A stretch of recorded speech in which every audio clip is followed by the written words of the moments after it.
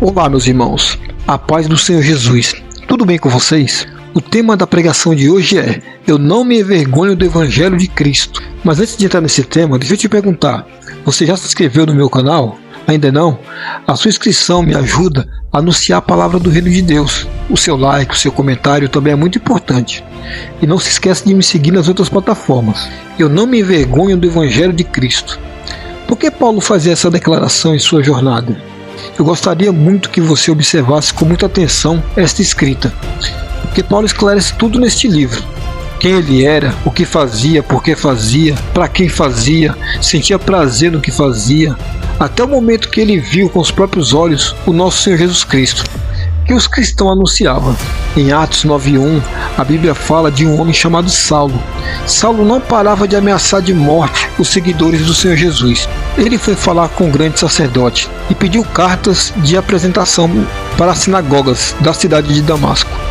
Com esse documento, Saulo poderia prender e levar para Jerusalém os seguidores do caminho do Senhor que moravam ali, tanto homens como mulheres. Mas na estrada de Damasco, quando Saulo já estava perto daquela cidade, de repente uma luz que vinha do céu brilhou em volta dele.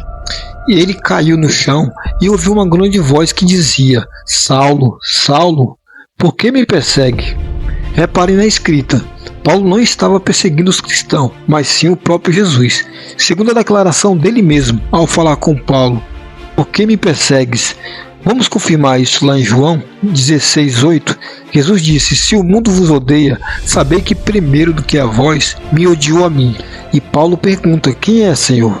A voz respondeu: eu sou Jesus, aquele que você persegue. Mas levante-se, entre na cidade, e ali dirão a você o que deve fazer. Observem, meus irmãos, Jesus não veio até Saulo para destruí-lo ou julgá-lo. Pelo contrário, Jesus veio com um chamado na vida dele. E os homens que estavam viajando com Saulo ficaram parados sem poder dizer nada. Eles ouviam a voz, mas não viram ninguém. Saulo se levantou do chão e abriu os olhos, mas não podia ver nada. Então eles pegaram pela mão e o levaram para Damasco. Ele ficou 3 dias sem poder ver. Durante esses dias não comeu nem bebeu nada.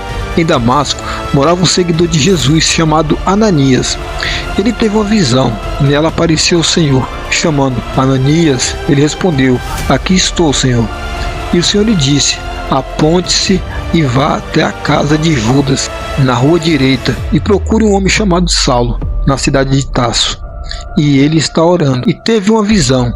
Nela apareceu um homem chamado Ananias, que entrou e pôs as mãos sobre ele, a fim de que pudesse ver de novo. Ananias respondeu: Senhor, muita gente tem me falado a respeito desse homem e de todas as maldades que ele fez em Jerusalém com os que crêem no Senhor. E agora ele veio aqui a Damasco com autorização dos chefes dos sacerdotes para prender todos os que te adoram. Mas o Senhor disse a Ananias: vá, pois eu escolhi esse homem para trabalhar para mim, a fim de que ele anuncie o meu nome aos judeus, aos reis e ao povo de Israel. E eu mesmo vou mostrar a Saulo tudo o que ele terá que de sofrer por minha causa. Então Ananias foi, entrou na casa de Judá, pôs as mãos sobre Saulo e disse: Saulo, meu irmão, o Senhor que me mandou aqui é o mesmo Jesus que você viu na estrada de Damasco. Ele me mandou para que você veja de novo e fique cheio do Espírito Santo. No mesmo instante, uma coisa parecida com escamas caíram dos olhos de Saulo e ele pôde ver de novo. Ele se levantou e foi batizado. Depois ele comeu alguma coisa e ficou forte como antes. Saulo ficou alguns dias com os seguidores de Jesus em Damasco e começou imediatamente a anunciar Jesus Cristo nas sinagogas, dizendo: Jesus é o Filho de Deus. Agora Paulo declara abertamente e publicamente que Jesus é o Filho de Deus. E isso vai gerar uma confusão. A partir de agora, Paulo entra em uma guerra espiritual, na qual sairá vencedor, em nome do Senhor Jesus. E a palavra diz que todos os que ouviam Paulo ficavam admirados e perguntavam: não é este homem que em Jerusalém estava matando todos os seguidores de Jesus? Não foi ele que veio até aqui para prender e levar essa gente aos chefes dos sacerdotes? Mas as mensagens de Saulo se tornavam cada vez mais poderosas. E as provas que ele apresentava de que Jesus era o Messias eram tão fortes que os judeus que moravam em Damasco não sabiam o que dizer. Muitos dias depois, os judeus de Damasco se reuniram e resolveram matá-lo. Observem que aqueles que consideravam Saulo agora passa a odiá-lo e irão fazer de tudo para acabar com a vida dele, a reputação e o caráter de Paulo. Mas Saulo já estava com a vida estruturada em Cristo. Saulo ficou sabendo do plano deles. Eles vigiavam os portões da cidade dia e de noite para matar. Mas certa noite, os seguidores de Paulo o puseram dentro de um cesto e desceram por uma abertura que havia na muralha da cidade. Agora os verdadeiros amigos de Paulo são aqueles que ele antes perseguiam. Agora a história de Saulo começa a mudar.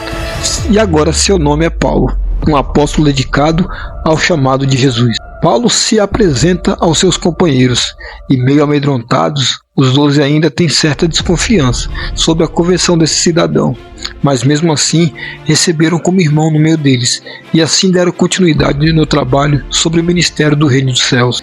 E lá em Filipenses 3, 5, 11, nosso irmão Paulo fala sobre a sua natureza, como começou servindo a lei, porque estava lá e como ele aprendeu a ver essas coisas depois da conversão por Cristo. Lá em Filipenses 3, 5, 11, Paulo escreve sua tradição judaica e explica sua origem.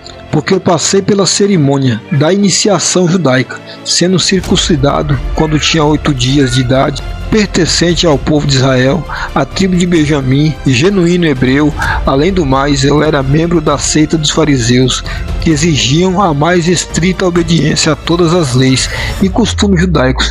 Eu era sincero a ponto de perseguir grandemente a igreja e procurava obedecer minuciosamente até o extremo a cada preceito e regulamento judaico. Entretanto, todas essas coisas que eu antigamente julgava muito valiosa, agora lancei-as todas fora, a fim de poder colocar minha confiança e esperança somente em Cristo. Sim, todas as outras coisas perdem o valor quando comparadas com o ganho inestimável de conhecer a Cristo Jesus, meu Senhor.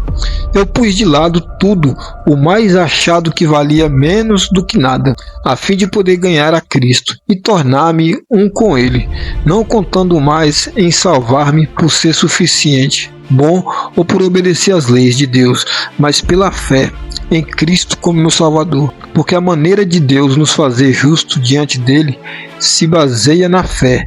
Eu renunciei a todas as outras coisas, descobri que este era o único meio de realmente conhecer a Cristo e ter a experiência do imenso poder que ressuscitou dos mortos, e conhecer o que significa sofrer e morrer com Ele, com a esperança do que eu mesmo possa alcançar na ressurreição dos mortos. Paulo renunciou tudo o que ele era, renunciou tudo o que ele tinha e tudo o que ele foi, para ganhar Cristo em seu ser.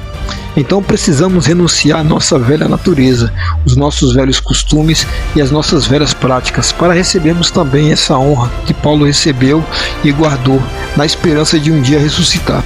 Paulo considerou todo o entendimento que ele tinha da lei como esterco. Ele viu e entendeu que aquilo gerava ira, ódio dentro de cada ser humano. Agora ele avalia a simplicidade de Cristo em sua vida e considera isso como uma riqueza muito valiosa. Nosso missionário agora age com uma forma diferente. Quem nunca observou a vida, agora aprecia cada momento que vive por Cristo, desconsiderando as obras da carne e incentivando as pessoas a viver pelo Espírito Santo. E lá em Romanos 1, 16, 17, vem essa grande declaração de Paulo: mas não me envergonho do Evangelho de Cristo, porque é o poder de Deus para a salvação de todo aquele que crê, primeiro do judeu, depois do grego, porque no Evangelho é revelada a justiça de Deus, uma justiça que do princípio ao fim é pela fé.